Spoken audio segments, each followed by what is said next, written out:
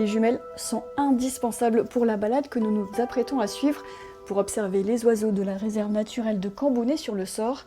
Et vous allez voir qu'il y a quelques rares spécimens. Un martin pêcheur par exemple.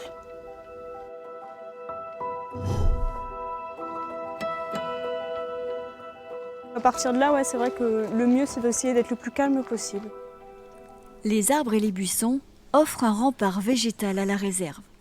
Foulques, poules d'eau, grèbes castagneux ou huppés, 202 espèces d'oiseaux partagent ce territoire de 31 hectares.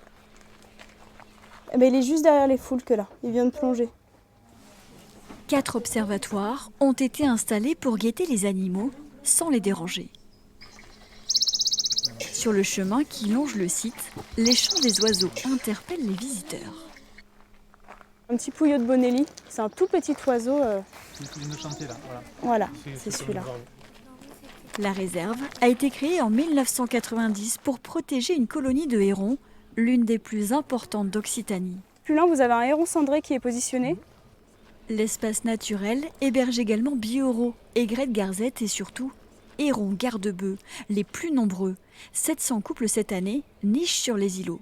Durant la période de reproduction, il y a des individus que vous pouvez voir qui ont une crête orange et qui ont du orange sur les ailes, en plus du blanc. Et ça, c'est les individus adultes, qui sont en plumage nuptial, donc c'est les individus qui nichent. Et vous avez des individus qui sont tout blancs, eux, c'est les jeunes qui sont nés ce printemps. Ici, ils y trouvent donc des plans d'eau, parce que les hérons vivent près de l'eau, ils trouvent de quoi manger, que ce soit des écrevisses, des amphibiens, des poissons. Et en même temps, ils construisent leurs nids sur des îlots boisés. Et comme ça, leurs nids sont vraiment isolés. En fait, l'eau, c'est un peu les douves d'un château fort, en fait. Je suis impressionné. Je ne pensais pas qu'il pourrait y en avoir autant. Là, j'entends qu'il nous dit qu'il y en a 700 couples. On ne pourrait pas croire comme ça. Et pourtant, c'est vrai qu'on voit que les îlots sont pleins à craquer. Il y en a un tout devant. On va dire une sarcelle d'hiver. Coucou, sarcelle d'hiver.